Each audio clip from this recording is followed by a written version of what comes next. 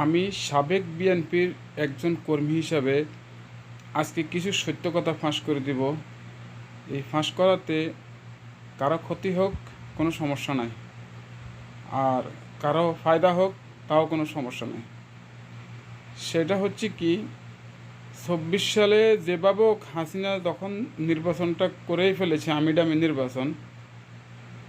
নির্বাচন করে হাসিনা যখন গদিতে বসেই গেছে, তখন বিএনপির মধ্যে যারা দালাল ছিল, দালালের ব্যবসা তো আপনারা বুঝেন, দালাল দুই দিক থেকে ফায়দা খায়। তাদের তো কোনো অভিযোগ নেই, তাদের অভিযোগ ছিল উপরে দিয়া ভিতরে দিয়া তারা তো ফায়দা লুটতেছিল।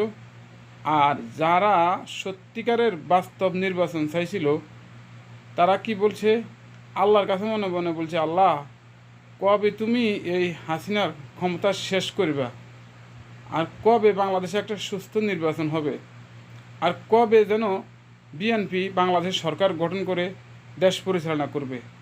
এটা যারা বাস্তবে নির্বাচন চাইছিল, এটা ছিল তাদের উদ্দেশ্য।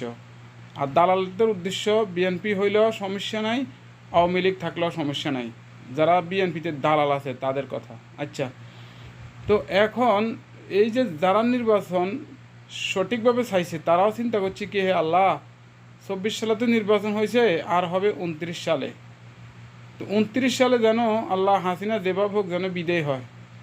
আর বিএনপির উদ্দেশ্য ছিল যে বাংলাদেশে যতগুলো ছোটোখাটো দল আছিল, সব দলগুলোর সাথে নিয়ে, জামাত শিবিরকে সাথে নিয়ে বিএনপির সর্বশক্তি একবার নিয়োগ করবে এই হাসিনাকে উৎখাত করার জন্য।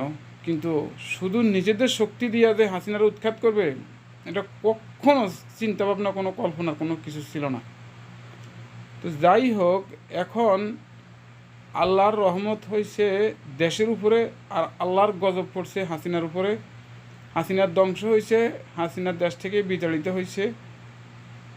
এখন যে অন্ততপক্ষে যে বিএনপি, এই হাসিনা বাংলাদেশ থেকে বাগি যাওয়ার পর বিএনপি যে সুবিধাগুলো পাইছে, এই সুবিধাগুলো বাংলাদেশের কোন দলে পাইছে? আমার মনে হয় কোনো দলে পাই নাই। বিএনপির হাজার হাজার নেতাকর্মী জেলে আছিল, এগুলা ছাড় পাইছে। তারেক রহমানের মামলাগুলো খালাস হয়েছে, খালেদা জিয়ার মামলাগুলো খালাস হয়েছে। খালেদা জিয়া সুন্দরভাবে বিদেশে গিয়ে চিকিৎসা করে আসার সেই সুযোগ পাইছে। এত কিছু পাওয়ার পরও যারা ২৯ সালে আরেকটা নির্বাচন হবে, ওই নির্বাচনে সবাইকে সাথে নিয়ে একটা লড়া দিবে, একটা শক্তি প্রয়োগ করবে, ওই চিন্তা করছিল। সেটা হইলেও হয়তো, না হইলেও না হয়তো। হাসিনা তো ডিক্লার দিছে ৪১ সাল পর্যন্ত।